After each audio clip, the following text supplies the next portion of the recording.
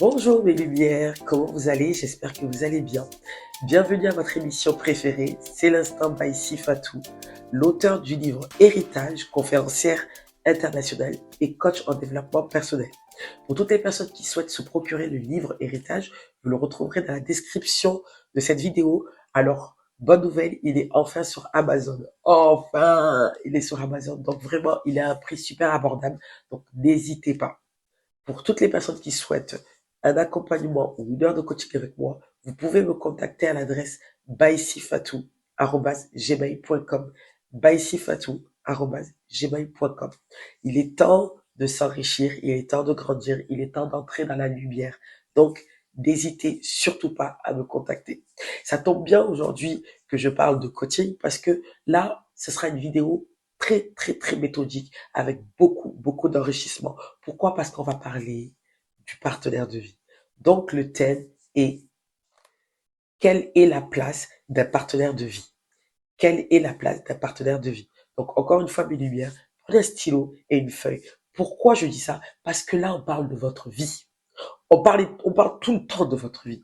Mais là, on parle d'une personne qui va avoir accès à vous, de préférence à vie. Et même si elle quitte votre vie un jour, elle aura toujours un accès à vous.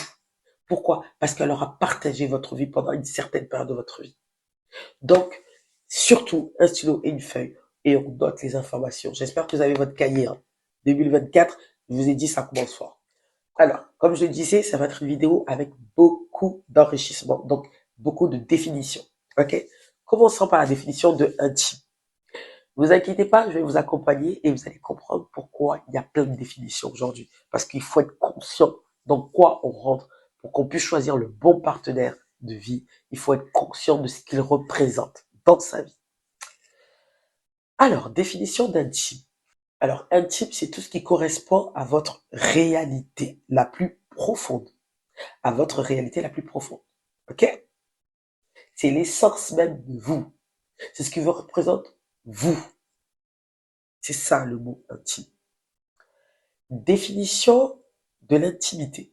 J'aime beaucoup ce mot. J'aime beaucoup ce mot, je vous le dis honnêtement. L'intimité.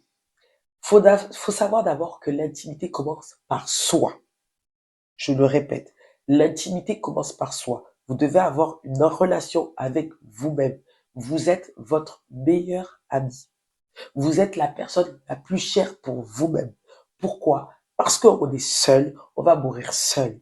Et tout le monde peut vous trahir. La seule personne qui ne peut pas vous trahir, c'est vous.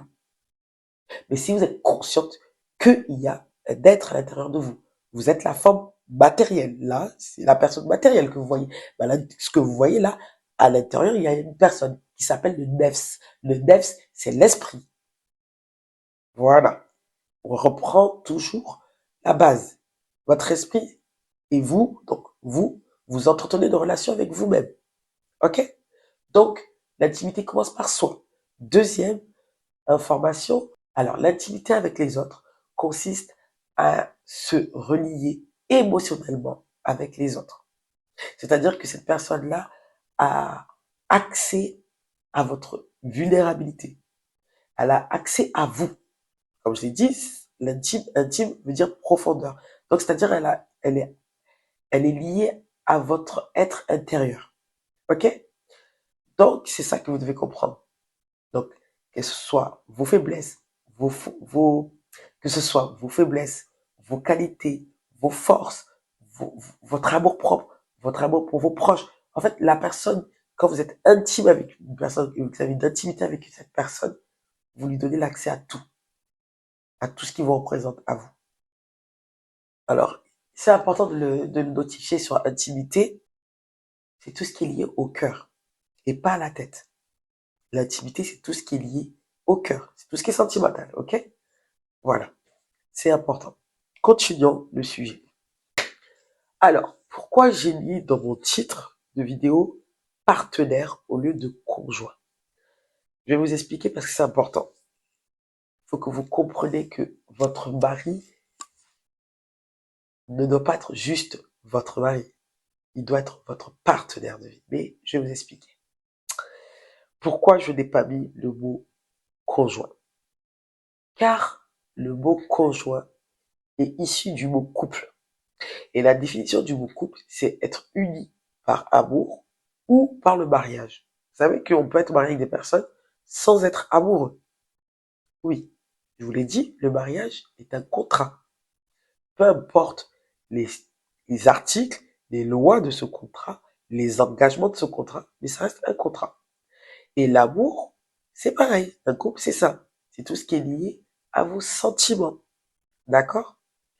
Donc, je ne voulais pas mettre ce terme-là, le mot couple, parce que ça, ça n'a pas assez de valeur profonde pour moi. Encore une fois, c'est les définitions de Baïsi Fatou. Mais je veux que vous compreniez vraiment exactement où je vous amène. J'ai préféré choisir le terme partenaire parce que je vais vous donner les définitions du mot partenaire. C'est très important. Avant ça, on va commencer par le terme partenariat. Donc, quelle est la définition du mot partenariat? Oui, vous allez me dire Fatou, Baïsi Fatou, toi, oui, vous allez me dire Baïsi Fatou, toi, tu crois toute une question d'entreprise. Non. Mais si des fois on voyait les choses, peut-être comme ça, on allait mieux comprendre le sens de la vie. Mais continuons. Alors, partenariat, c'est l'association de deux entités ou deux entreprises qui décident de coopérer au vu de réaliser un objectif commun. Ok, j'espère que c'est clair. Là, on parle pas d'amour, on parle pas de intimité. On parle d'un objectif commun. Et rappelez-vous, à chaque fois, je vous dis qu'il faut que la vision soit commune pour qu'on puisse aller vers le haut. D'accord? Donc, on continue. Quelle est la définition d'un partenaire? Un partenaire, c'est un allié, un coéquipier ou bien un associé. Ok? C'est ça un partenaire. D'accord? Et je voulais accentuer, ah j'adore, je voulais accentuer sur le contraire du mot partenaire. Sachez que le contraire du mot partenaire, c'est un adversaire, désolé pour la prononciation, un compétiteur, un rival, voire un ennemi. Est-ce que vous comprenez le sens de ce que je vous dis? Donc, lorsque vous avez un partenaire de vie, il est votre coéquipier, il est votre allié, il est votre associé de vie. D'accord? Et c'est comme ça que vous devez prendre le choix de votre partenaire. Vous devez vous dire que cet homme, est-ce que si demain je meurs, il pourra continuer à tenir ma vision propre de la vie? Est-ce qu'il pourra demain continuer à léguer mon héritage, à fructifier mes biens, à transmettre mon message? C'est ça, un partenaire de vie. Donc c'est pour ça qu'on dit que l'intimité, lorsque vous donnez l'accès à une personne, c'est rattaché directement au cœur. Donc vous devez comprendre que votre partenaire de vie sera rattaché à vous. Donc si vous avez des convictions, si vous avez des engagements, si vous avez des visions, si vous avez un rêve, cet homme ou cette femme doit comprendre votre personne, votre vie, vos projets, afin que vous puissiez être des coéquipiers, des associés de la vie, afin d'atteindre vos objectifs communs et même individuels, parce que c'est un associé. Ok? On continue. Alors, comme je le disais, un partenariat, c'est une association avec deux entités. Les deux entités, c'est quoi? L'entité de l'homme et l'entité de la femme.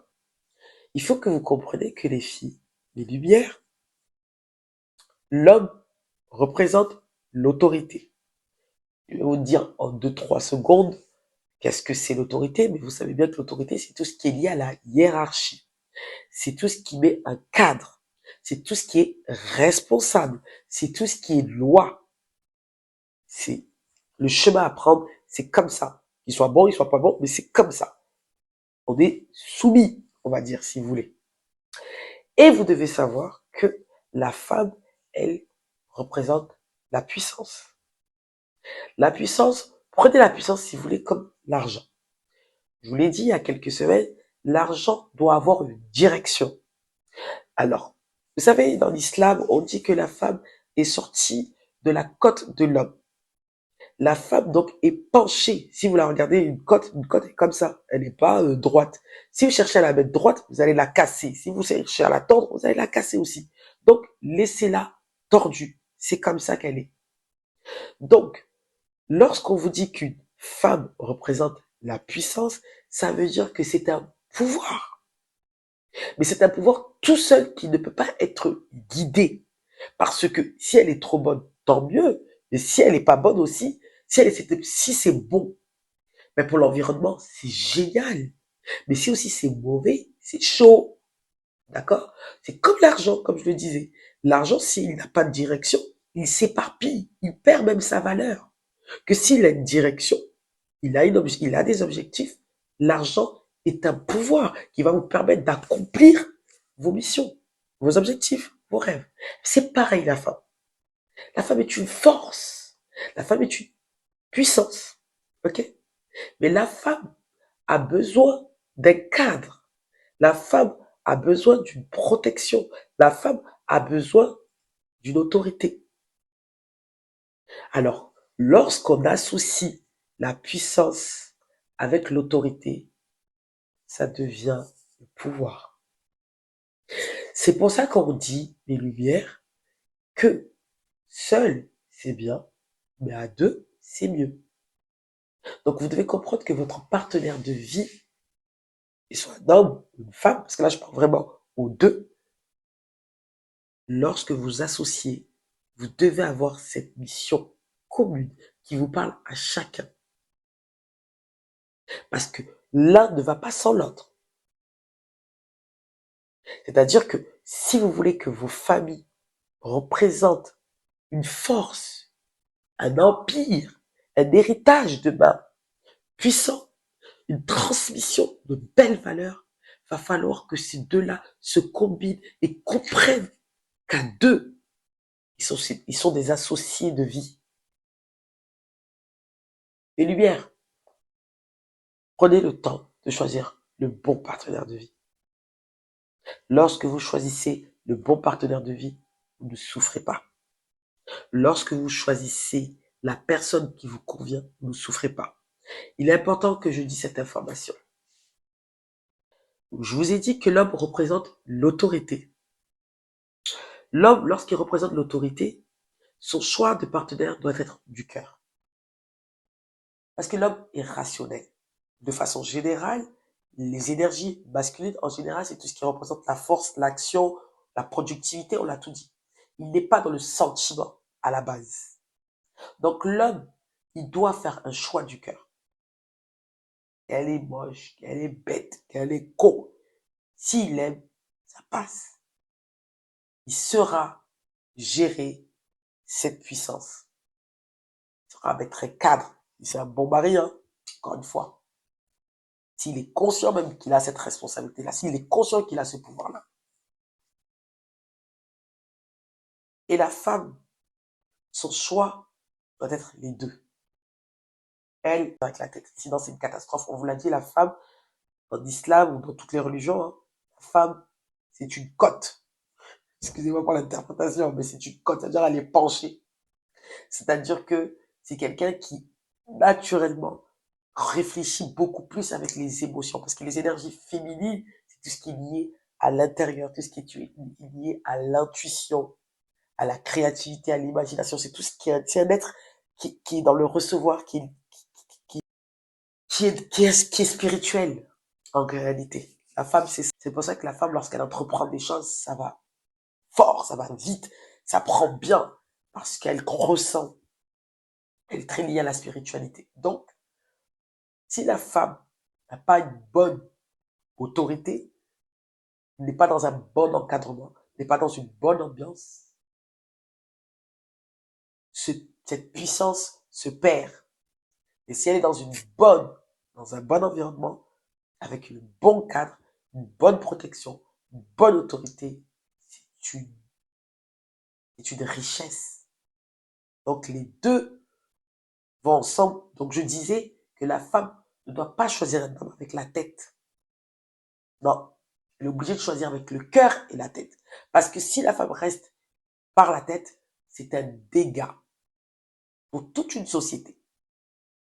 Ça fait des dégâts à une femme qui rentre dans une relation par intérêt. Et lorsqu'elle rentre aussi par amour, elle fait des dégâts. Parce que lorsqu'elle aime, elle donne tout. Et lorsqu'aussi qu'elle n'aime plus, elle casse tout. Donc la femme doit choisir avec les deux. Elle doit l'aimer, mais en même temps, elle doit sentir que cet homme est bon. Elle doit avoir un intérêt. Elle doit avoir des besoins comblés dans cette relation pour qu'elle puisse fonctionner. Voilà mes lumières. J'espère que vous avez compris toutes ces définitions, toutes ces informations que je vous ai dit, afin que vous puissiez vraiment savoir dans quel type de relation que vous avez avec vos partenaires de vie. Parce que votre femme ou votre mari représente vos partenaires de vie. Maintenant, est-ce qu'il est vraiment juste un mari ou une femme, ou il est réellement un partenaire de vie? Je vous conseille d'être avec des partenaires de vie. Vous serez des personnes épanouies. Parce que ce sera des personnes qui vous comprendront et qui vous aimeront tel que vous êtes. Et qui acceptera votre richesse, votre potentiel. Et qui au contraire fructifiera votre croissance personnelle. Voilà ce que c'est un partenaire de vie. J'espère que vous avez compris tout ce que je vous ai dit. Moi, ça m'a fait beaucoup de bien cette vidéo. J'espère qu'elle vous procurera aussi beaucoup de bien. Pour toutes les personnes qui souhaitent être accompagnées par moi-même, donc qui est Baïsi Fatou, contactez-moi baïsifatou@gmail.com. baïsifatou@gmail.com. Sous toutes mes lumières, n'oubliez pas, la souffrance est un choix. La souffrance est un choix. Prenez la décision d'avoir une bonne souffrance. Une souffrance qui vous amènera à votre enrichissement personnel. Afin que vous puissiez être des femmes et des hommes d'impact. Voilà. Prenez soin de vous. Bye bye.